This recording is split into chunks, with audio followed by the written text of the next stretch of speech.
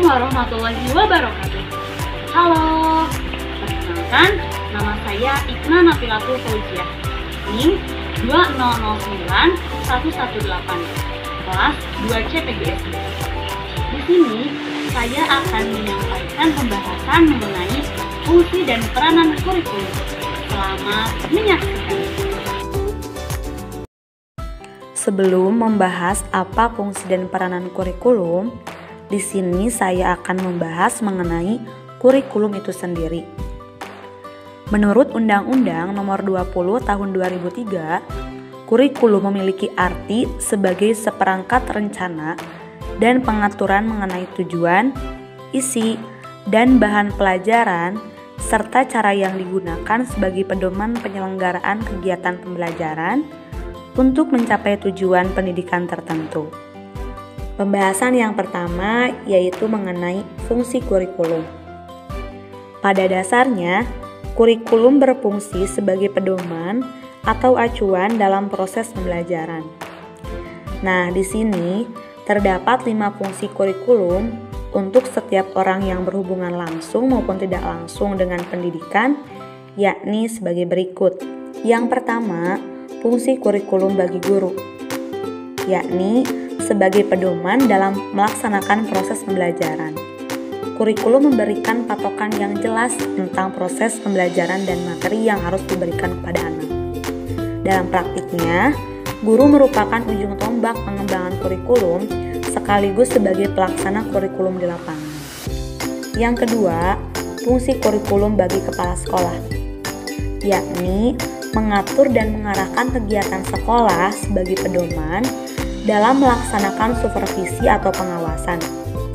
Kurikulum ini juga bersifat sebagai tolak ukur pengawasan kepala sekolah dan indikator keberhasilan pembelajaran. Kepala sekolah harus menguasai pengelolaan kurikulum dan mengontrol jalannya kegiatan kurikulum pembelajaran. Yang ketiga, fungsi kurikulum bagi orang tua, yaitu sebagai pedoman dalam membimbing anaknya belajar di rumah. Kurikulum bagi orang tua sebagai bentuk partisipasi orang tua terhadap sekolah untuk membentuk dan mengembangkan karakteristik dari anaknya. Yang keempat, fungsi kurikulum bagi masyarakat, yaitu sebagai pedoman untuk memberikan bantuan bagi terselenggaranya proses pendidikan di sekolah. Kurikulum sekolah harus memahami atau mencerminkan kebutuhan masyarakat, sehingga harus ada kerjasama antara pihak sekolah dengan masyarakat dalam menyempurnakan kurikulum yang diharapkan. Yang kelima, fungsi kurikulum bagi siswa, yaitu sebagai pedoman belajar. Dengan adanya kurikulum, siswa mengetahui materi apa saja yang harus dipelajari dan juga dipahami. Nah, berkaitan dengan fungsi kurikulum bagi siswa sebagai subjek didik, terdapat 6 fungsi kurikulum. Yang pertama, fungsi penyesuaian. Mengandung makna bahwa kurikulum sebagai alat pendidikan harus mengarahkan siswa agar memiliki sifat mampu menyesuaikan dirinya terhadap lingkungan, baik lingkungan fisik maupun lingkungan sosial. Lingkungan itu sendiri senantiasa mengalami perubahan dan bersifat dinamis. Oleh karena itu, siswa harus memiliki kemampuan untuk beradaptasi atau menyesuaikan diri dengan perubahan yang terjadi di lingkungan tersebut. Yang kedua, fungsi integrasi.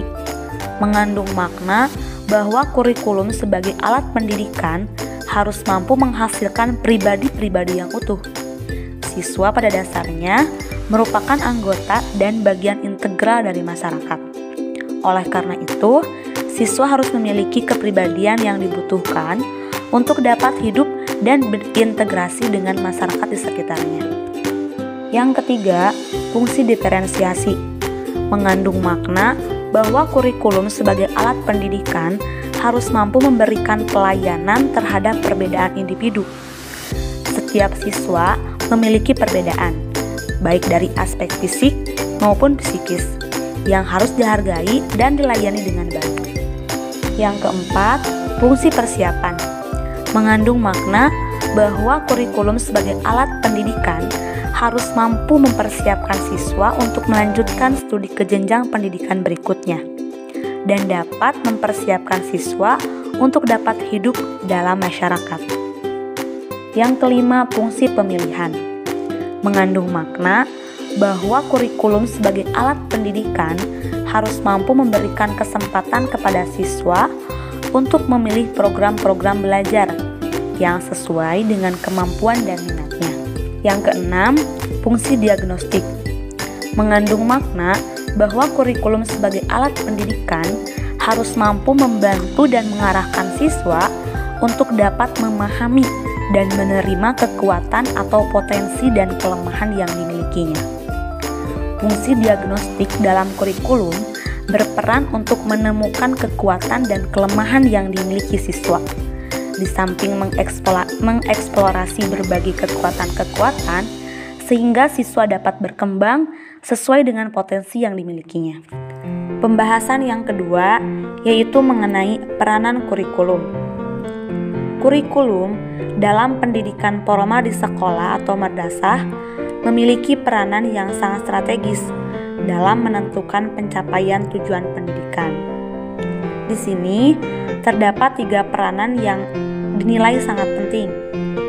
Yang pertama, peran konservatif. Pada peran ini menekankan bahwa kurikulum dapat dijadikan sebagai sarana untuk menstramisikan nilai-nilai sosial budaya masa lalu yang dianggap masih relevan dengan masa kini kepada generasi muda. Peranan konservatif ini pada hakikatnya menempatkan kurikulum yang berorientasi ke masa lalu. Peranan ini sifatnya masih sangat mendasar, disesuaikan dengan kenyataan bahwa pendidikan pada hakikatnya merupakan proses sosial. Salah satu tugas pendidikan yaitu mempengaruhi dan membina perilaku siswa sesuai dengan nilai-nilai sosial yang hidup di lingkungan masyarakat. Yang kedua, peran kreatif. Pada peranan ini menekankan kurikulum harus mampu mengembangkan sesuatu yang baru sesuai dengan perkembangan yang terjadi dan kebutuhan-kebutuhan masyarakat pada masa sekarang dan masa mendatang. Kurikulum harus mengandung hal-hal yang dapat membantu setiap siswa mengembangkan semua potensi yang ada pada dirinya untuk memperoleh pengetahuan-pengetahuan baru, kemampuan-kemampuan baru, serta cara berpikir baru yang dibutuhkan dalam kehidupannya. Yang ketiga, peran kritis dan evaluasi. Peranan ini dilatar belakangi oleh adanya kenyataan bahwa nilai-nilai dan budaya yang hidup dalam masyarakat senantiasa mengalami perubahan, sehingga pewarisan nilai-nilai dan budaya masa lalu kepada siswa perlu disesuaikan dengan kondisi yang terjadi pada masa sekarang. Selain itu, perkembangan yang terjadi pada masa sekarang dan masa mendatang belum tentu sesuai dengan apa yang dibutuhkan. Sekian penyampaian materi dari saya mengenai fungsi dan peranan kurikulum. Terima kasih atas perhatiannya. Wassalamualaikum warahmatullahi wabarakatuh.